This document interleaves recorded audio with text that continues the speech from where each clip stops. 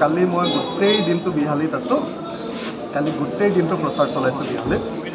আৰু বিহালীত আমাৰ প্ৰাৰ্থীজন নতুন প্ৰাৰ্থী আৰু চাহ জনগোষ্ঠীৰ প্ৰাৰ্থী, ইমান বেছি প্ৰচাৰ থকা প্ৰাৰ্থী নহয়। কিন্তু দেখিলোঁ যে কালি মই 6খন মিটিঙত যেতিয়া অংশগ্ৰহণ কৰিছোঁ, 6খন মিটিঙতে মানুহৰ যিটো পেক দেখিলোঁ, মানুহ যিধৰণে উপস্থিত আছে, তাৰ পৰা অনুমান কৰিব পাৰি যে মানুহে আমাৰ যি মই তৃতীয় বিকল্প বুলিয়ে ক'লোঁ, আমাৰ যিটো সন্মিলিত যিটো ঐক্যমঞ্চ অসম, সেই অসমৰ প্ৰতি যে আস্থা আছে এই কথাটো প্ৰতিপন্ন। যদিও কংগ্ৰেছে ভাবিছে যে অকল বিহালীত এজন কেণ্ডিডেট লৈহে জিকিব পাৰি আৰু পৃথিৱীৰ কোনো মানুহ বিহালীত আৰু জিকা সম্ভৱ নহয়। কংগ্ৰেছৰ দৃষ্টিভংগীটো হ'ল যে অকল কি বৰা আছিল এজন, জয়ন্ত বৰাৰ জৰিয়তে কেৱল বিহালী জয় কৰা সম্ভৱ। কিন্তু তালৈ গৈতো তেনেকুৱা মোৰ দৃষ্টিভংগী নালাগে। আমি যদি অমৰকটীয়া যিকোনো এজন কেণ্ডিডেটক দিলোহেঁতেন, যিকোনো এজন কেণ্ডিডেটক আমি আটাইকেইটা পাৰ্টীয়ে, কংগ্ৰেছ, ৰাইজৰ দল, অসম জাতীয় পৰিষদ, বামপন্থী দলবিলাকে আমি জিকাই আনিব পাৰিলোহেঁতেন। কিন্তু কংগ্ৰেছে সেইটো ভুল ভাবি বিজেপিৰ পৰা হায়াৰ কৰি যিজন মানুহ আনিছে, যি বিজেপিক আমি অন্তৰৰ পৰা ঘৃণা কৰোঁ, যি বিজেপিক আমি অসমৰ ৰাজনীতিৰ পৰা বিদায় দিব খোজোঁ, যি বিজেপিক আমি ব্ৰহ্মপুত্ৰত দলিয়াই পেলাব খোজোঁ, সাম্প্ৰদায়িক দল কাৰণে, ফেচিবাদী দল কাৰণে, দেশ বিক্ৰী কৰা দল কাৰণে, সম্পূৰ্ণৰূপে অসমৰ মানুহৰ ওপৰত, দেশৰ মানুহৰ ওপৰত জাপি দিয়াৰ কাৰণে, আপোনাৰ কি কয় মূল্যবৃদ্ধি জাপি দিয়াৰ কাৰণে, যি বিজেপিক অসম আৰু ভাৰতৰ ৰাজনীতিৰ পৰা নিচ্ছিন্ন কৰি দিব খোজোঁ, সেই বিজেপিৰ পৰা হায়াৰ কৰি আনিছে। সেইকাৰণে আমি কৈছোঁ যে হায়াৰ কৰি অনা মানুহজন এনেকুৱা পৰিস্থিতি যে কংগ্ৰেছে এনেকৈ দেখিছোঁ যে কুলিয়ে যে কাউৰীৰ বাঁহত কণী পাৰি দিয়ে। এতিয়া কংগ্ৰেছে কাউৰীৰ বাঁহত কণী পৰাইছে। কুলিৰ কণী বুলি তেওঁলোকে আনিছে, কুলিক আনি কাউৰীৰ বাঁহত কণী পৰালে।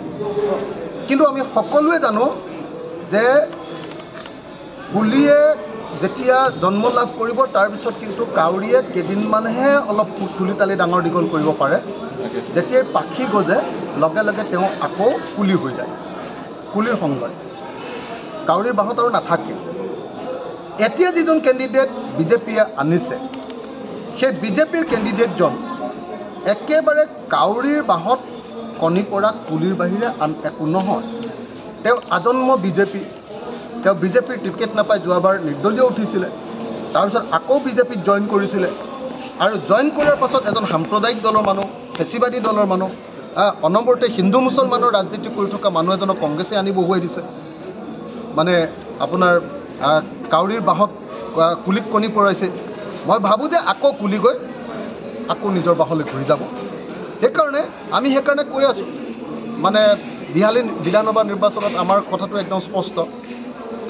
খুব ভাল পালে, ল'ৰা ছোৱালী এহালে খুব ভাল পালে, প্ৰেমিক প্ৰেমিকা খুব ভাল পাই বিয়া পাতিলে, বিয়া পাতিবলৈ ল'লে। বিয়া পতাৰ পাছত বিয়া হৈ গ'ল, বিয়া খুব ধাম ধুমেৰে পাতিলে, চবেই নাচিলে বাঢ়িলে, একদম ফূৰ্তি আৰু ডাঙৰ বিয়া হৈছে। বিয়া হোৱাৰ পাছত যেতিয়া প্ৰথম ৰাতি গিৰিয়েক ঘৈণীয়েকে থাকিব লাগে, সেইদিনাই যদি বা দুদিনৰ পাছতেই যদি ঘৈণীয়েকজনী বেলেগলৈ পলাই যায়, প্ৰেমিকাগৰাকী যদি বেলেগলৈ পলাই যায়, তেতিয়াহ'লে সেই বিয়া পতাৰ কিবা মিনিং থাকিব জানো? তেতিয়াতো আৰু বেছি কষ্ট পাব। এতিয়া কংগ্ৰেছৰ কেণ্ডিডেটজন তেনেকুৱা হায়াৰ্ড কৰা কেণ্ডিডেট, আৰু তালৈ গৈহে গম পালোঁ যে মানুহজনো আকৌ মাটি দালা। বিজেপিৰ আগৰ যিজন MLAৰ বিষয়ে বীৰাপ্পান বুলি কয়, কাটচুৰ বুলি গোটেই তাতে সমালোচনা কৰি আছে। এতিয়া কাটচুৰ এজনৰ বিপৰীতে যদি আকৌ মাটিৰ দালাল এজন আনি বহুৱাই দিওঁ, এইটোতো একো আদৰ্শগত যুঁজ নহ'ব।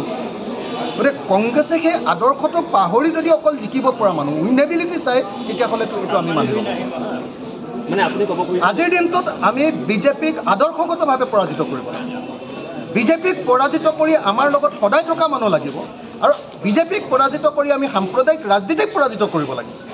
আকৌ সাম্প্ৰদায়িক ৰাজনীতি কৰা মানুহকে আনি যদি আমাৰ দলত ভৰাই দিওঁ, তেতিয়াহ'লেতো তাৰ পৰা অসমৰ বিশেষ একো উপকাৰ নহ'ব।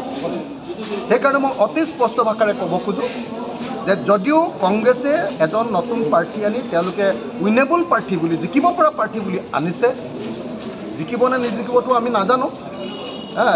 জিকিলেও আমাৰ আপত্তি কৰিবলগীয়া একো নাই, কাৰণ বিজেপিৰ বিপৰীতে যদি জিকে তেতিয়াহ'লে আমাৰ নিশ্চয় ভালেই লাগিব।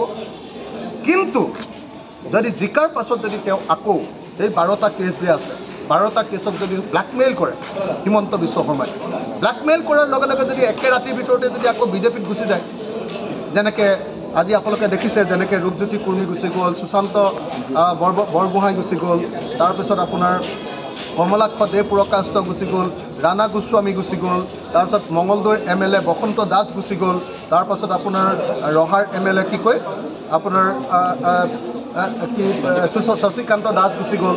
এনেকৈ এজন MLA কংগ্ৰেছৰ গুচি যায় নে নাই? তেনেকৈ যদি আকৌ এজনো গুচি যায়, যদি জিকোৱাৰ পাছতো যদি গুচি যায়, গতিকে আদৰ্শগতভাৱে যুঁজ কৰিবতো লাগিব।